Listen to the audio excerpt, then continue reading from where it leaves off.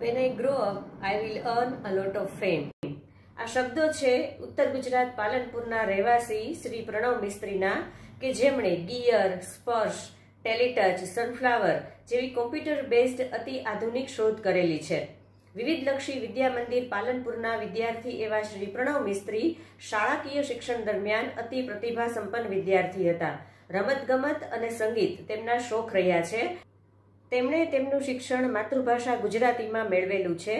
વ્યવસાયે computer engineer એવા તેઓનું બાળપણથી જ સ્વપ્ન હતું કે તેજસ્વી કારકિર્દી બનાવવી. તેમની શૈક્ષણિક યાત્રા ઘણી જ ઉજ્જવળ રહી. નિરમા યુનિવર્સિટીમાંથી બેચલર ઓફ એન્જિનિયરિંગ અને આઈઆઈટી મુંબઈમાંથી ઇન્ડસ્ટ્રીયલ ડિઝાઇનમાં તેઓશ્રીએ માસ્ટર્સ એટલે કે અનુસ્નાતકની ડિગ્રી મેળવી. તેમની ઉચ્ચ શૈક્ષણિક પ્રતિભાને કારણે માઇક્રોસોફ્ટ હૈદરાબાદમાં તેમને ઉચ્ચ હોદ્દો આપવામાં આવ્યો અને ડોક્ટર એપીજે અબ્દુલ કલામના હસ્તે પ્રેસિડેન્ટ એવોર્ડ પણ મળ્યો. શિક્ષણના વિવિધ તબક્કામાં તેમણે ઘણા પ્રોજેક્ટ્સ બનાવ્યા અને રિસર્ચ પેપર્સ રજૂ કર્યા. આજના ડિજિટલ યુગમાં પ્રણવ મિસ્ત્રીના આ સંશોધનો ઘણા અસરકારક છે. સૌથી પહેલા ગિયર નામના પ્રણવ મિસ્ત્રીના સંશોધનની વાત કરીએ. ગિયર એ એવી અદ્ભુત ઘડિયાળ છે કે જે ફોન સાથે ડિજિટલી કનેક્ટેડ છે. કોઈ પણ પ્રકારના મેસેજ જોવા માટે, ફોન કોલ્સ કરવા માટે કે ફોન કોલ્સ રિસીવ કરવા માટે ફોનને પોકેટમાંથી બહાર કાઢ્યા સિવાય માત્ર એ ગિયર ઘડિયાળના ઉપયોગથી આપણે આ બધી જ પ્રક્રિયા કરી શકીએ છીએ. And places is right where you can see it with a simple glance. Gear and Note 3 work together all the time. But to take it a step further, we invented something we call smart relay. Let me give an example. When you receive an email notifications on your gear and want to switch to a larger screen like the one that we have in Note 3, all you need to do is pick up your Note 3. Your email automatically displayed on Note 3, that the same email that you are looking on your gear. Smart relay makes working with your Samsung devices truly seamless. સ્પર્શ નામના સાધનથી કોઈ પણ માહિતી એક ડિવાઇસમાંથી બીજા ડિવાઇસમાં આપણે transfer કરી શકીએ છીએ અને એ માત્ર સ્પર્શ કરવાથી. જ્યાંથી માહિતી લેવાની છે એ સાધનને માત્ર અડવાનું, સ્પર્શ કરવાનો અને બીજા સાધનમાં જ્યાં એમને મોકલવાની છે ત્યાં એ સાધનને ફરી સ્પર્શ કરવાથી આ માહિતી છે એ ટ્રાન્સફર થઈ શકે છે.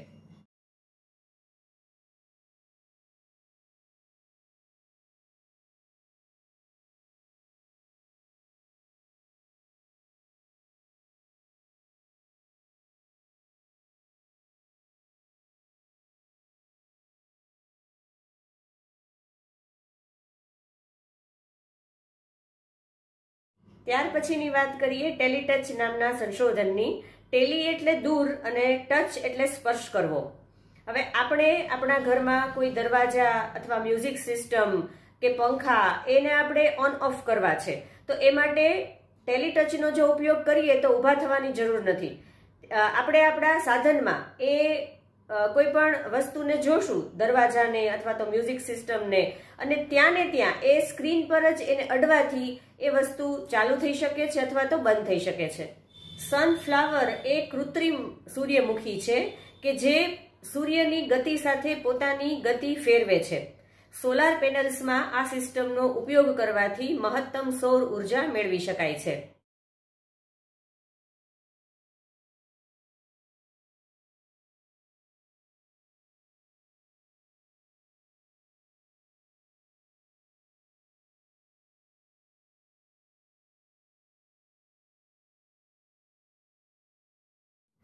સિક્સ્થ સેન્સ નામનું સંશોધન ઘણું જ આશ્ચર્ય પમાડે એવું છે. એક પહેરી શકાય એવું એ સાધન છે. ગળામાં જેમ આપણે કંઈ પણ પેન્ડન્ટ કે એવું પહેરતા હોઈએ છીએ એમ એમને આ સાધનને પણ આપણે પહેરી શકીએ છીએ. જે કંઈ વસ્તુ આપણે જોઈએ છીએ, આપણી નજરમાં જે કંઈ વસ્તુ આવે છે એ બધું જ આ સાધન પણ જોવે છે અને એને કોઈ પણ દિવાલ પર, કોઈ પણ સપાટી પર અથવા કોઈ પણ પદાર્થ પર એને પ્રદર્શિત કરે છે અને એ રીતના પ્રદર્શિત કરે છે કે જેને આપણે પ્રતિક્રિયા આપી શકીએ.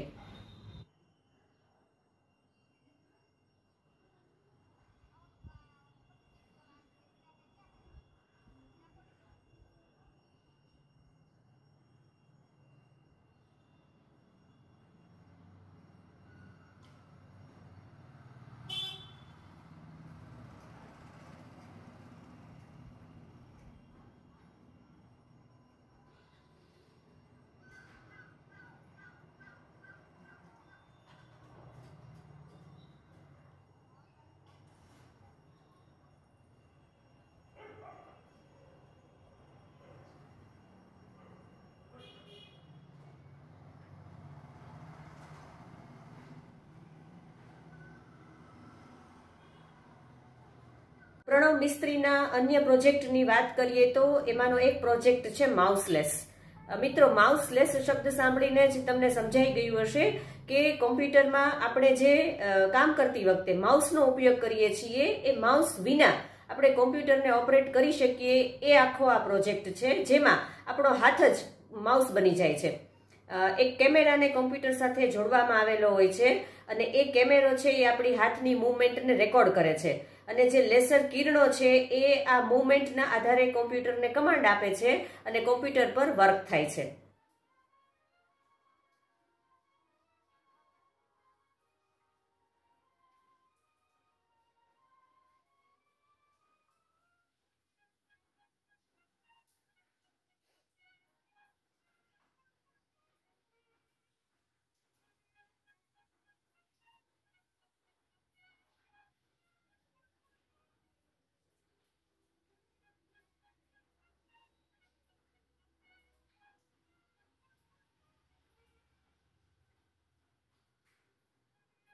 ત્યાર પછીનું એક બીજું સંશોધન છે જેનું નામ છે બ્લિંક બોટ.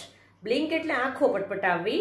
તો એમાં એક ચશ્મા જેવું સાધન હોય છે અને જે પહેરવાથી જેના તરફ આપણે દ્રષ્ટિ કરીએ એ વસ્તુ ત્યાંથી ખસી જાય છે. એટલે કે માત્ર આંખના પલકારાથી, એટલે કે આંખને પટપટાવવાથી એ સાધન મૂવમેન્ટ કરે છે.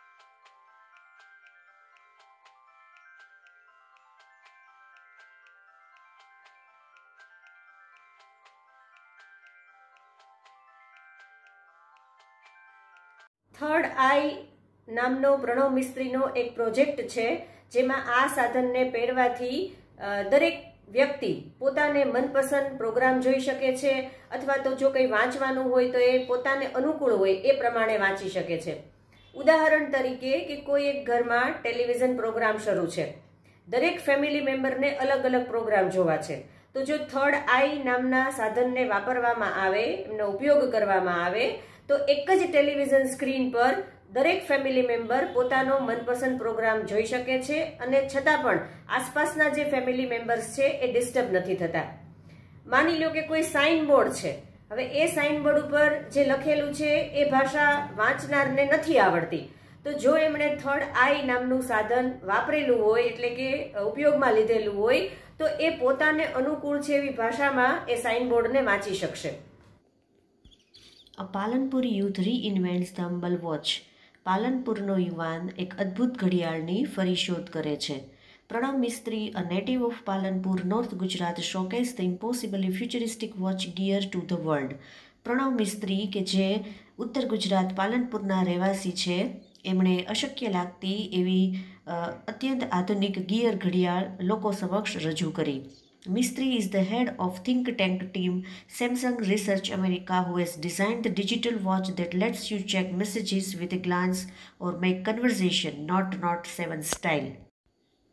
મિસ્ત્રી કે જેઓ think tank team Samsung research અમેરિકાના મુખ્ય અધિકારી છે, તેમણે એવી ડિજિટલ ઘડિયાળ તૈયાર કરી કે જે તમને એક નજરથી મેસેજ ચેક કરવા દે છે અને 007 સ્ટાઇલથી વાતચીત કરવા દે છે.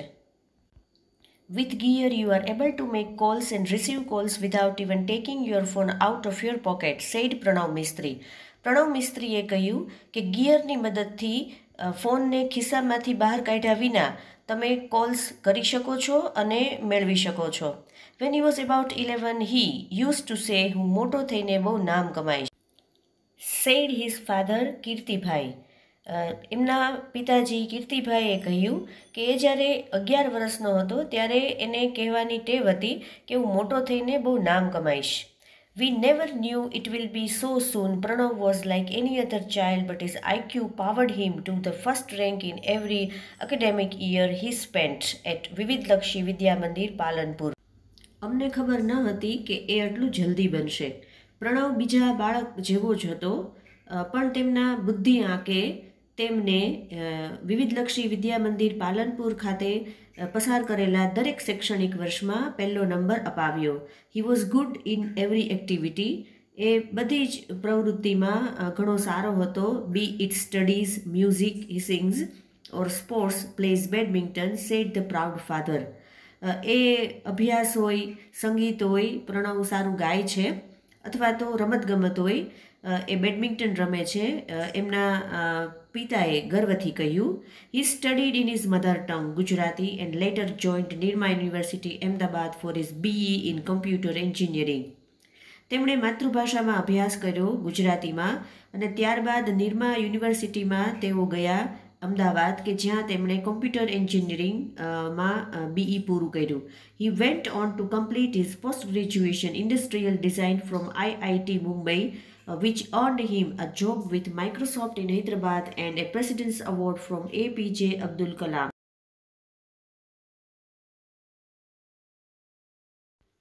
તેમણે IIT મુંબઈમાંથી ઇન્ડસ્ટ્રીયલ ડિઝાઇનમાં પોસ્ટ ગ્રેજ્યુએશન પૂરું કર્યું, જેને કારણે તેમને હૈદરાબાદમાં માઇક્રોસોફ્ટમાં નોકરી મળી અને ડૉક્ટર APJ અબ્દુલ કલામના હસ્તે પ્રેસિડેન્ટ્સ એવોર્ડ મળ્યો. He said, from my engineering in computer science to my masters, I worked on varied fields like interaction design, robotics, computer graphics, HCI, AI, information graphics, embedded systems, social computing, and the list goes on. એમણે કહ્યું કે computer સાયન્સમાં એન્જિનિયરિંગથી શરૂ કરીને masters સુધીમાં મેં interaction designs, robotics, computer graphics, HCI એટલે કે હ્યુમન કમ્પ્યુટર ઇન્ટરેક્શન્સ, AI એટલે artificial intelligence, information graphics, embedded systems, social computing જેવા ઘણા બધા ક્ષેત્રોમાં કામ કર્યું અને લિસ્ટ એ પૂરું નથી થતું. I explore the fields with different projects and research papers. Here are some of my projects in brief. મેં ઘણા બધા ક્ષેત્રોમાં અલગ અલગ જે પ્રોજેક્ટ્સ હોય અને સંશોધન પેપર હોય એ રજૂ કર્યા અને અહીંયા એ મારા જે પ્રોજેક્ટ છે એની ટૂંકમાં તમને સમજૂતી આપું છું.